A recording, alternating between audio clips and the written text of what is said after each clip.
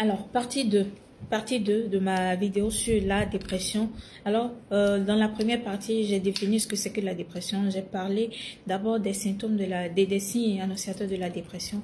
J'ai parlé de comment est-ce qu'il faut reconnaître la dépression. J'ai parlé de la deuxième étape de la dépression, c'est-à-dire comment surmonter la dépression, comment se faire aider, voir un spécialiste. Alors, dans cette deuxième partie de ma vidéo, je vais plus m'accentuer sur la troisième étape qui est comment identifier là où les causes de votre dépression. C'est très important. Vous savez, la dépression peut partir d'un certain nombre de choses vécues. Ça peut être une maladie multifactorielle. Il existe de multiples causes pouvant déclencher un état dépressif chez un être humain en général, que ce soit des problèmes de couple, que ce soit un deuil, que ce soit la perte d'emploi, la perte de quelque chose, je ne sais pas, de quelque chose qui vous tient à cœur, que ce soit des problèmes de sommeil, l'isolement social, le fait de ne pas se faire accepter là où on est, le fait de ne pas se faire accepter dans son lieu de travail, la maltraitance, toute forme de maltraitance, que ce soit la maltraitance psychologique, la maltraitance physique et autres, le burn-out ou encore le regret parental, il y en a tellement, la trahison et toutes les maladies comme l'endométriose, l'adénomyose et tout, le cancer, il y a tellement de causes, mais c'est important de pouvoir identifier ce qui est à la base de votre dépression à vous, lorsque vous êtes en pleine dépression ou lorsque vous êtes au début d'une dépression. Donc c'est important, c'est la troisième partie. C'est important d'identifier le ou les causes de votre dépression. Cela va vous permettre aux praticiens qui va vous aider surtout de mieux comprendre l'apparition des symptômes dépressifs et conditionner le traitement de ce qui va avec vous pour pouvoir vous aider. La quatrième partie, établir de bonnes habitudes. Oui, c'est très important. Quand on plonge dans un état dépressif, il est essentiel de penser à soi et à son bien-être et plus des thérapies médicamenteuses ou non d'autres solutions pour sortir de la dépression. Ça dépend de ce que votre médecin traiteur vous conseille ou de celui qui vous suit. Alors, l'activité physique par exemple. Vous savez, l'activité physique est un levier très bénéfique pour prendre soin de sa santé mentale. Le sport aide à prendre soin de la santé mentale. C'est très important. Elle aide en effet à rétablir un équilibre de vie. En plus d'être bon pour votre santé physique, le sport est un excellent booster de morale et permet de mieux gérer. Vous voyez, la plupart des gens, ceux qui sont en difficulté, ils se donnent au sport. Vous voyez, ils reviennent petit à petit et ils développent cet amour-là pour l'activité physique ou pour le sport qu'ils ont commencé par faire.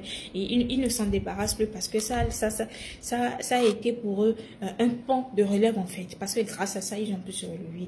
Alors, et tout ceci va vous permettre d'avoir un sommeil beaucoup plus réparateur, d'améliorer naturellement votre humeur et stimuler une forte confiance en soi. C'est-à-dire, vous allez retrouver votre estime personnelle. Vous allez retrouver cette confiance que vous avez perdue en vous. Vous allez la retrouver en ne juste pas le sport, mais d'autres loisirs ou habitudes de vie peuvent également vous faire du bien.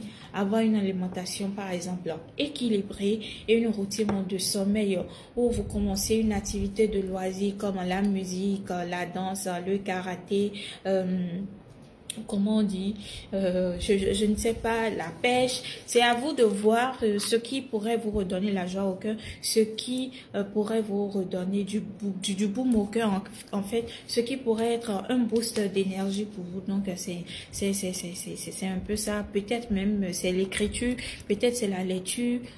On ne sait jamais, chacun, nous avons tous des goûts différents, diversifiés. L'important est que vous puissiez prendre soin de vous en réalisant des activités qui vont vous faire du bien, qui vous permettront de retranscrire vos émotions et qui vont vous permettre de stimuler physiquement et intellectuellement. Cela vous permettra à coup sûr aussi, oui, de découvrir de nouvelles activités, de nouvelles rencontres, de nouvelles personnes, ce qui va nécessairement agrémenter autrement votre manière de voir la vie, votre manière de voir le monde, votre manière d'aborder certaines situations et autres. Donc voilà. Alors, la cinquième étape, renforcer de bonnes habitudes. Oui, vous avez commencé par avoir de bonnes habitudes, mais il est important de renforcer ces habitudes-là. Et une fois la thérapie commencée, vous pouvez mettre en place une routine bien-être pour examiner tout ce qu'il y a comme effet. Cela peut être, comment on dit, cela peut être aller courir régulièrement, peut-être écouter la musique, peut-être un certain nombre de musiques régulièrement, je ne sais pas, des exercices de respiration, vous inspirez et vous, c'est-à-dire vous essayez de travailler votre corps, votre mental autrement, la méditation, le massage, la pleine conscience ou les techniques de cohérence cardiaque, c'est à vous de voir. Attention, l'objectif n'est pas vous imposer des règles trop difficiles ou trop drastiques que vous ne pouvez pas respecter à la longue, c'est-à-dire prolonger dans une situation ou vous retrouver dans une situation d'échec. Non, ça n'a rien à voir, mais plutôt de trouver votre rythme, ce qui vous va, afin que ces nouvelles pratiques deviennent des habitudes de vie positives pour vous, parce que là, vous êtes dans un changement, vous êtes en train de penser positivement, vous êtes en train de vous requinquer en fait, vous êtes en train de vous redonner une autre chance pour pouvoir vivre. Alors c'est important d'insérer tout cela dans une routine de vie pour vous permettre, et là même quand vous ne le faites pas, c'est que votre mental doit devoir faire comme l'autre a l'habitude de le dire là. Ça vous rappelle en fait qu'il y a quelque chose qui manque que vous devez faire, et ça vous permet de rester positif. Alors, l'autre chose dont je voulais parler, c'est la demande d'aide. Quand est-ce qu'il faut demander d'aide pour sortir de la dépression? Vous savez, chers amis, on n'a pas à avoir honte de ce qu'on vit ou de ce qui nous arrive. Je le dis souvent, personne n'a voulu se retrouver dans la situation dans laquelle elle se retrouve aujourd'hui. Alors, demander d'aide, ça n'a rien de honteux lorsque vous êtes en difficulté. Il faut apprendre à demander d'aide. Vous savez, il y a certains, peut-être même que j'en fais partie, ils ont tellement appris à se battre seuls, ils ont tellement appris à régler eux-mêmes leurs problèmes, ils ont du mal à demander d'aide autour d'eux. Ils se disent qu'ils peuvent tout faire seuls. C'est vrai, il y a certaines situations, ils arrivent à s'en sortir, mais parfois, quand ils n'arrivent pas à s'en sortir, ils sont obligés d'abandonner parce qu'ils n'ont pas envie de demander d'aide, ils n'ont pas envie de... Ce n'est pas de l'égoïsme, non, ça n'a rien à voir avec de l'ego. Ils n'ont pas envie peut-être de se faire étaler sur la place publique. Chacun avait sa manière de voir les choses et ça dépend de ce que chacun a vécu dans sa vie. Alors, les symptômes dépressifs, même si elles sont passagers et sont très présents au quotidien, oui, ça, je l'avoue, je peux le confirmer, elles peuvent avoir un énorme impact sur votre vie sociale, professionnelle ou privée. Il est donc indispensable de consulter un professionnel de santé en cas de doute ou face à tout symptôme dépressif. C'est la meilleure chose que vous puissiez faire. Ou même si c'est quelqu'un de votre entourage qui le constate et qui vous en parle, je vous en prie, prenez cela au sérieux parce que la dépression tue.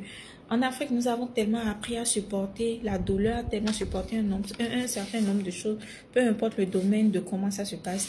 Et on a l'habitude d'apprendre beaucoup de choses ce soir. On ne s'extériorise pas, on ne parle pas, on n'ouvre pas la bouche pour dire ce qui nous arrive. On n'ouvre pas la bouche pour dire ce dont on souffre. Et c'est vraiment dommage. Et tout ça vient vers la dépression. Vous vous enfoncez dans un bas-fond profond et un jour, on entend telle personne s'est suicidée, telle personne est ci, telle personne est ça. Dieu fera, ça ne nous arrivera pas. On trouvera toujours le moyen de nous en sortir et surtout des personnes qui pourront nous accompagner et on aura le courage surtout de pouvoir s'extérioriser pour se faire accompagner. Alors votre médecin traitant est l'interlocuteur privilégié dans un premier temps. Ou même si ce n'est pas votre médecin traitant, il y a nécessairement quelqu'un à qui vous faites confiance, à qui vous pouvez vous ouvrir 24 heures sur 24. Vous allez vous ouvrir à cette personne-là. Même si ce n'est pas un être humain, Même si c'est le Saint-Sacrement, comme chez nous les catholiques, nous avons l'habitude de le dire, la fête, c'est déjà une manière, c'est déjà un pas vers la guérison. Mais également, à son entourage, il est important, vous avez nécessairement besoin d'aide. Et donc, il est important de trouver un véritable projet thérapeutique sur plusieurs mois pour vous permettre d'aller mieux. Alors, c'était la deuxième partie. La troisième partie vient dans quelques instants. N'oublie pas d'appuyer ton j'aime pour pouvoir m'accompagner et surtout de partager cette vidéo qui pourra aider sûrement bon nombre de personnes.